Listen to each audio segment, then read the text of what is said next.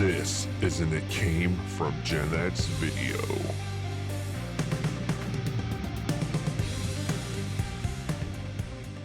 Unfortunately, we've had the passing of a legend, the great Cleveland running back, Jim Brown, has passed away. And he lived a life, I tell you. He was born in 1936, and he was a great Syracuse running back. Of course, he went to the Cleveland Browns and became a legend. This guy was something like the football world had never seen, and I don't think we've seen since. We've seen the great, Adrian Peterson, and even the awesome Earl Campbell, my favorite. Walter Payton, my favorite. Another one of my favorites. He's a different style, Barry Sanders, but Jim Brown was just something different, man. The combination of size, speed, and power to just carry guys 5, 10, 15 yards even was just unbelievable. And with the championships and the running back titles and all that stuff, he ended his career, some say prematurely. It was 9 years, but he was healthy, I think is the point. And went into movies. He had moderate success, but he definitely became known as a movie star. He was part of what was known as the blaxploitation era. A lot of movies with featuring an all-black cast that really, really harped up the stereotypes. You had Bill Cosby and Sidney Poitier in a lot of these movies. The jive talking and the clothes and all that stuff. But he was more in the action stuff. Jim Brown did a lot of great action stuff. He really found his calling when he became a leader in the civil rights movement, activist for players, just a lot of activist stuff. And he was so loved and respected. The Cleveland Brown organization respected him for years and years. He was on the sideline, in the locker room, at the organization, mentoring young players. Even he transcended football. A lot of basketball players had much respect for him. So where do you rank him as one of our greatest football players, and definitely in the category of a running back in the NFL? And just your thoughts, period, on the great Jim Brown fish. Yeah, I mean, it's hard to.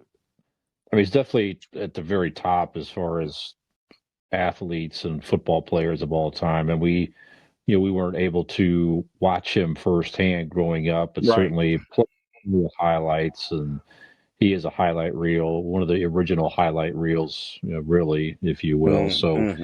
Yeah, and again, it's so hard to compare guys across the eras, but in his time, he was certainly a force. And you see his running style. He had a very good blend of being able to avoid tackles, but he could also run through you if that's what he needed to do to get some extra yardage. So, and it's interesting, like you say, he left at the top of his game, which was very, very rare for any athlete to do ever. One of the few guys that's ever really done it, left at the top of his game. And it wasn't like the money was crazy, right, like it is today. So, I mean, you would think a guy, an African-American, if you will, would, continue where that money was. But he said, no, I'm going to go to the movies, man. Took a chance. Yeah, he did it. He definitely did things his own way. That's for sure. And like you say, definitely well known for being an activist. Just a very, very amazing man, So, yeah, like you say, in this area, Northeast Ohio, I mean, he is just absolutely legendary.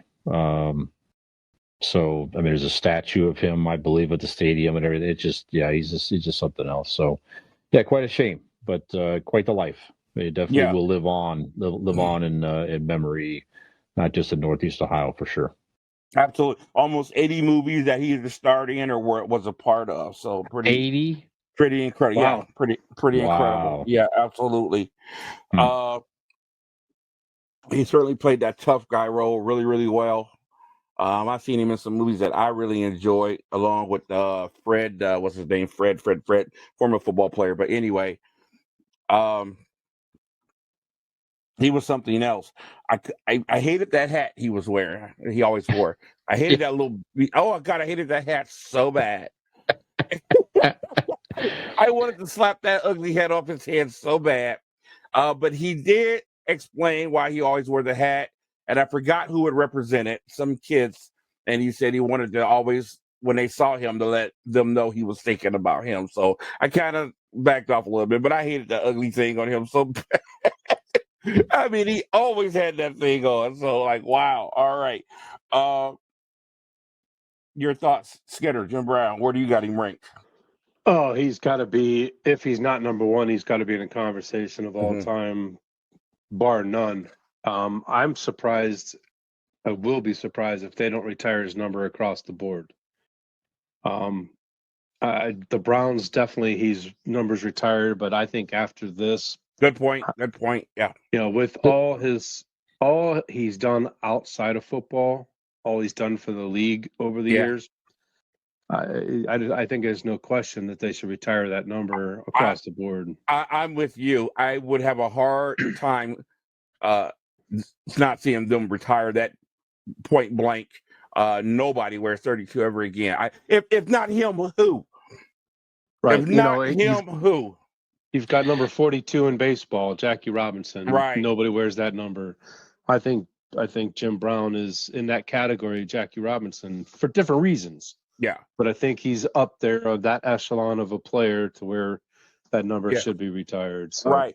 Now Fish made a good point when he was talking about, hard to compare guys in different eras. So all things being equal, I have him as the number one running back of all time, and I have him as the number one football player of all time. So I just got a number one across the board. When you just think about what he has done in the game, what he has done off the field, and all that combined, and then to go have a successful movie career as well. I just think he's just in a class all by himself. I don't put anybody even near him. And even up to, recently, he was still involved in a lot of different things. What you mentioned, what he done for players, what he done for organization. I don't think there's anybody even close. He is the greatest football player of all time. He's great, which obviously makes him the greatest running back of all time. It's kind of redundant, but I'm looking forward to seeing this supposedly great interview. Obituary that my uncle recorded for Jim Brown. They were great friends. Sam Moore. It would be on sammore.net here the next day or so. And he said he really put his heart into this. So, all right. Rest in peace, Jim Brown. This is Keith Porter here at K Porter House from It Came From Gen X. We hope you've been enjoying the show, but please make sure you hit the like button, make sure you hit that subscribe button, and we'll see you next time.